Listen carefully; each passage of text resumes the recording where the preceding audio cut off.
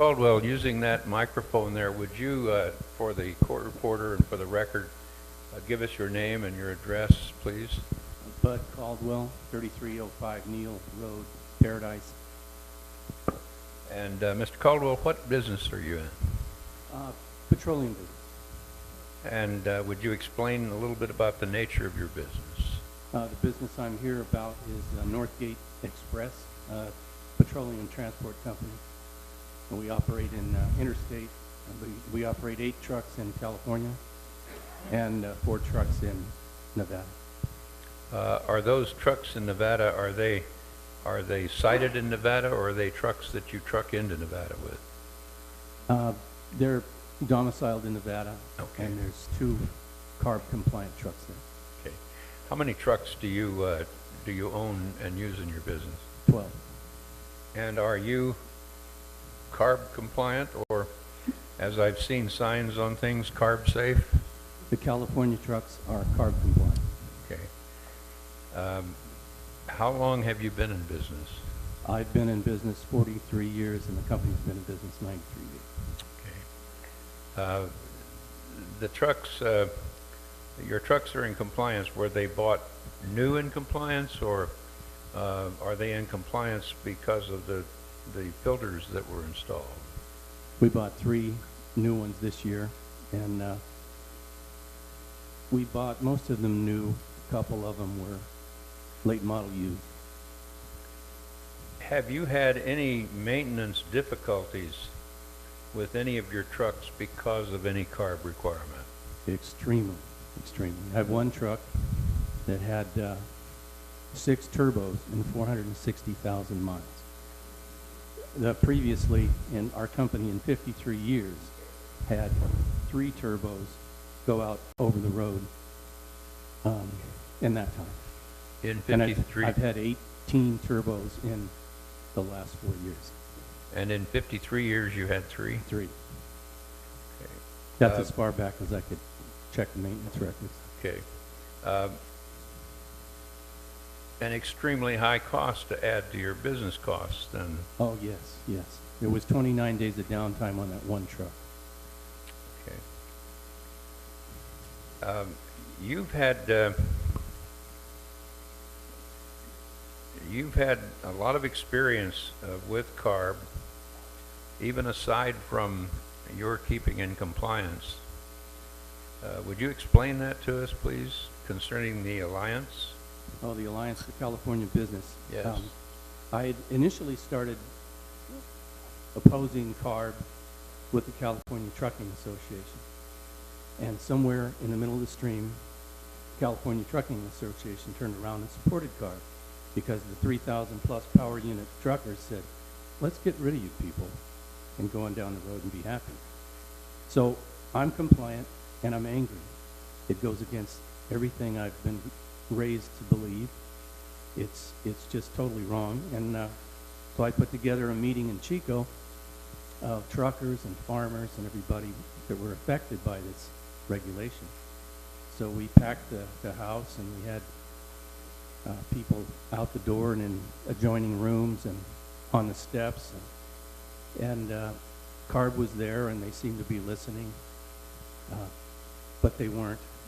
And then Bill Wattenberg got up and spoke, and very passionately, and CARB's attorney, Mr. Kirk, was so angry he walked out the back door up the red carpet, and then one of those big wide push handles, he kicked the door, double doors open to leave the room. So we were all pretty impressed with that, but Bill Wattenberg wasn't. Anyway, we're near the end of the meeting, of which we had 10 really good speakers talking about all the aspects of these things. One was a sustainability professor from Chico State that pointed out all the fuel that was burned, and bringing all the Chinese parts that go to these filters that can't be manufactured in the United States because they're so dangerous. And just all kinds of information we had no idea about, but that fell on deaf ears with CARB. But we continued the meeting, and then Bill Wattenberg said, why don't you people get some money and say no to these people? He said, give the money to that guy. That guy was me. So I'm thinking, I don't have time or inclination to do this. But the next day, a lot of my customers came up and said, hey, what are we going to do? So here we are, and we said, we're gonna fight him. If it's us, then it's us. So now it's costing us about $15,000 a month to fight this. And I just thank God for the people I have, like Jim Paiva, who's our chairman. I'm the president. And we got Hank and Betty are on board. And we've got local businesses like Tom Dotterman. They're in for $30,000, $20,000. I've never given more than $100 to anything, but I'm in for about $12,000. But it's still $15,000 a month to fight these people, and they thought we'd be gone long ago. But here we are. We're waiting for the judge to respond on the 11th of April. So, Go ahead. I think I told you about the Alliance, who it is, what we're trying to do. What am I leaving out? Oh, the biggest thing of all. We thought, it was bad, it was unconstitutional, it was, who gave them the authority to tell you everything to do with your business? Mariko Yamada, pretty stern liberal, was incensed that they were age discriminating against equipment. And she said, I don't care if it's a 1922 auto car. And I thought it was pretty slick for her to pull that out. If it passes your test, it should run. So it was the gentleman here talking about opacity testing. Well, CARB has all these reasons why we can't use that. They demand it of us every year, but that's only to get money out of us. Sandra Bird, one of the smartest people I've ever talked to, is a board member on CARB, misguided as she may be. But she had to pay $17,000 in fines to CARB for not smoke opacity testing her trucks. She has a paint company. And I said, well, why? And she said, well, they didn't ever call, they didn't ever stop by and inspect, so what are we spending that money for? Then they came by and inspected. And she had to pay $500 a year, 2 years, each truck, 17 grand, because she hadn't done it. And she was a board member. If she didn't know, why the heck should I know? But I do know. A guy comes to my place, and he starts pulling out his ticket book. I'm like, opacity test? Opacity test. Dad, yeah, you have to do it every year. Really?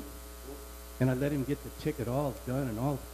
And so I pulled all the maintenance files out, and every one of them has the streamers of this stupid tape that they kick out when they do the opacity test. Oh, you mean these? He didn't like that at all. But anyway, there we are. And then the worst part, one of the worst parts, they're all worst parts. When we got into this, and I have my two add-on DPFs, and I have my new DPFs, then we find out they're dangerous.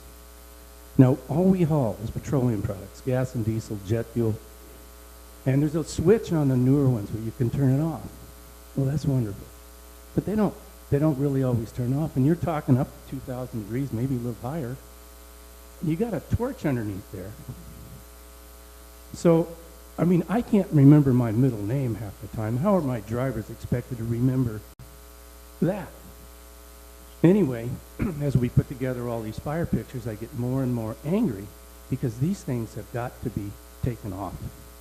We didn't have, the Alliance didn't have an engineer, an automotive engineer, to look at this and support us. After talking to a friend that's Detroit Diesel, mystically our attorney came up with a retired senior vice president of Detroit Diesel is our expert.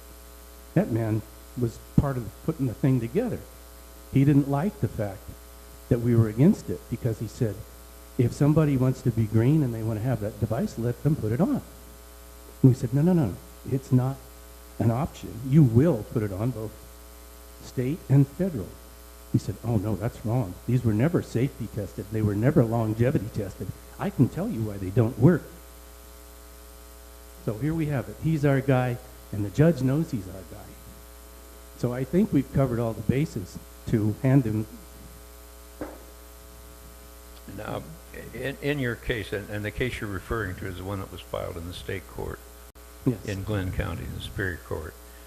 And in that case, on the motion to dismiss, with regard to the fire pictures, the judge, as I recall it, said that in effect it wasn't a figment of imagination. He was not going to grant the state's motion to dismiss on that first time around. Right. Okay. Your trucks are in compliance, and you talked about the big trucking companies getting in compliance. How did you decide to comply with this? Because obviously you don't agree with the whole approach. Well, I couldn't move my customers to Nevada, so I thought I'm going to have to do it.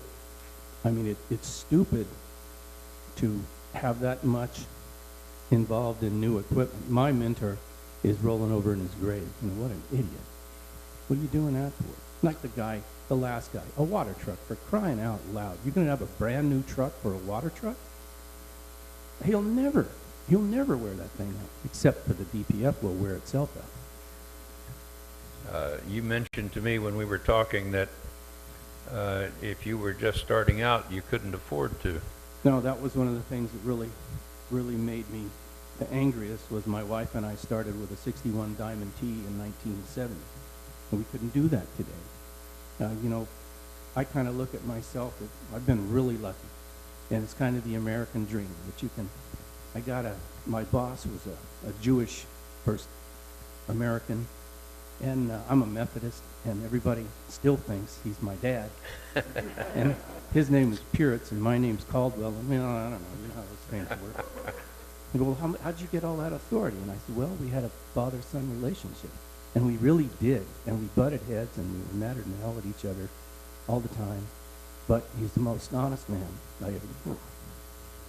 So here we are today, but I'm doing stupid things, really stupid business things, and I'm lucky. I couldn't do it if I hadn't been here 43 years and been really tight.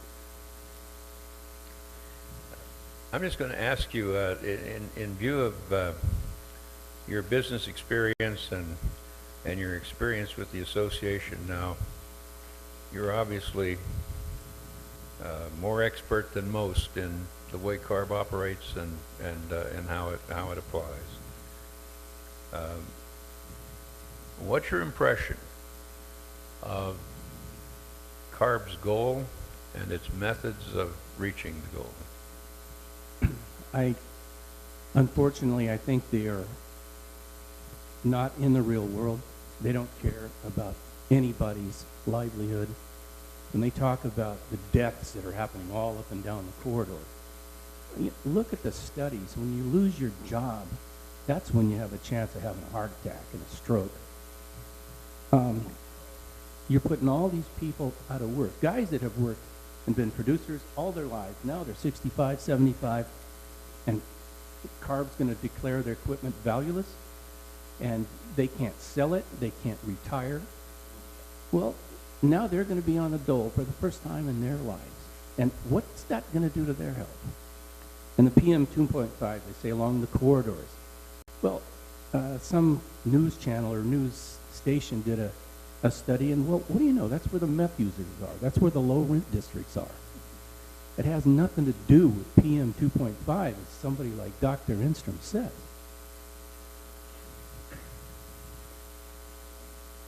I'm going to ask you this too, because obviously you've thought a lot about government and what your rights are and what the rights of the people are. What's your impression of an agency that says that it's going to apply a fine but hasn't set the fine yet? I heard that one. It's no surprise to me. It's the same attorney that would kick the door open on the way out of the room. He's taking his life in his hands, for God's sake. Anybody that stupid shouldn't have been at that meeting in the first place. You go to Reading, you won't make it out of Reading if you do that.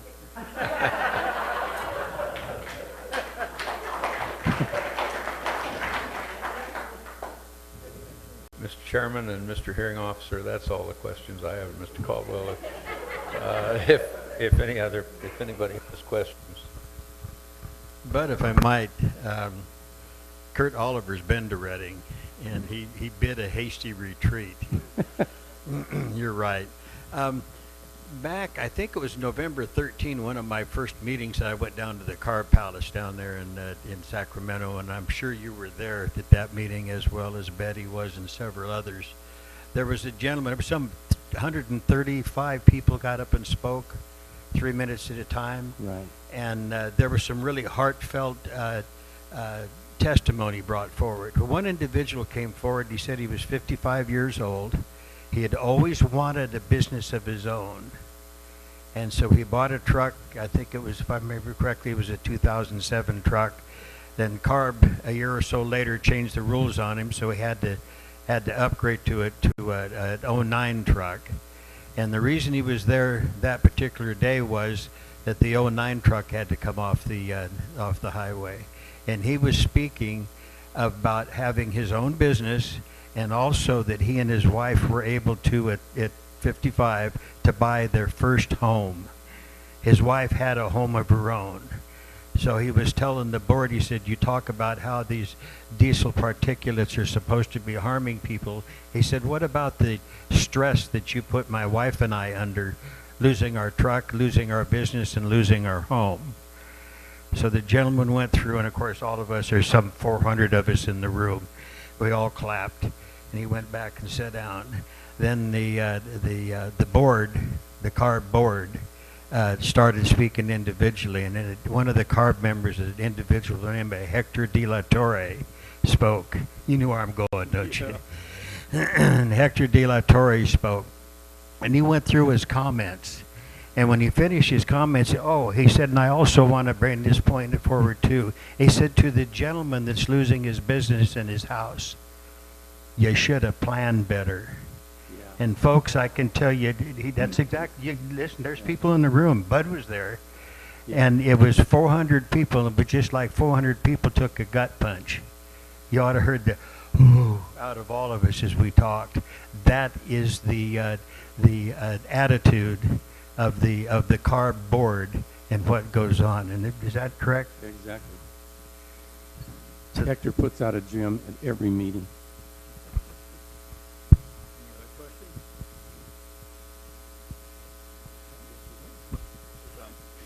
Thank you. Thank you, Bud, so much. Thank you.